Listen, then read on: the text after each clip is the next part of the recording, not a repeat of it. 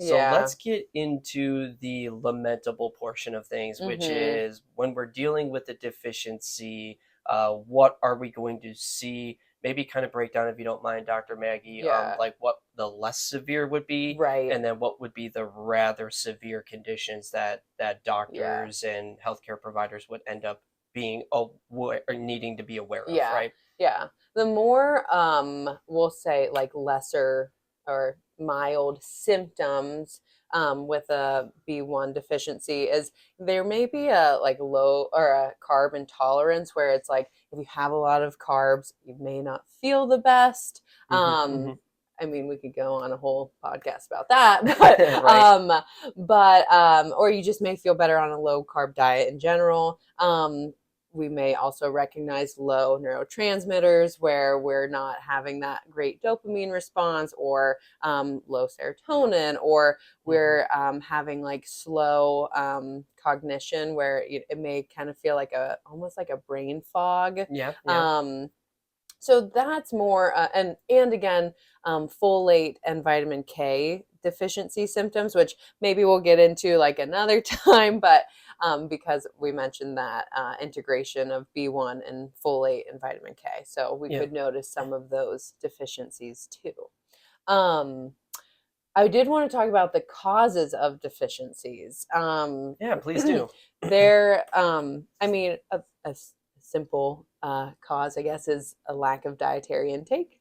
Hmm. Um, Not super common, I will say, but Especially then, not in the US, if I yeah, may interject. yep, Yeah, yeah. yep, Not in the US. We have pretty good a lot of Americans have pretty good variability on their diets, like getting their food from a lot of different sources between plant, grains, and from meats. hmm, And not to mention, too, you can maybe elaborate a little bit on this yeah, as well, too. But a lot of our like cereals are yeah, fortified with a yep, lot of the B vitamins. yep, So this is something that our FDA very selectively generations ago said, no, we're going to get rid of these problems and we're going to fortify this yeah. in food so that way we don't have problems with the more severe things that we'll cover in a minute. Yeah, yeah, Yeah. exactly. And that's with when we discuss like where to get it and how much, Hmm. we have a lot of enriched grains and fortified foods. So yeah, so it's not super common. But the other thing too is there are various medical conditions and of course like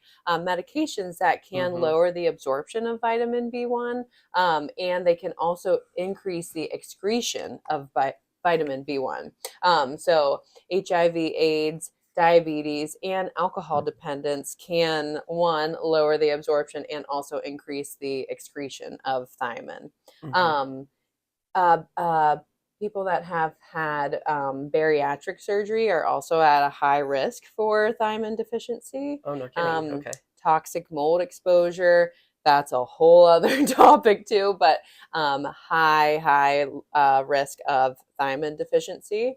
And again, yeah, various medications can lower the absorption of thiamine. Yeah, yeah.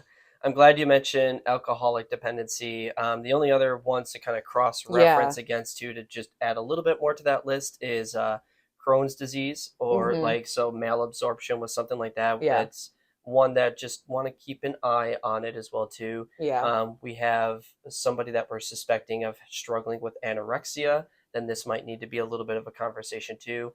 And then somebody on kidney dialysis. Yep.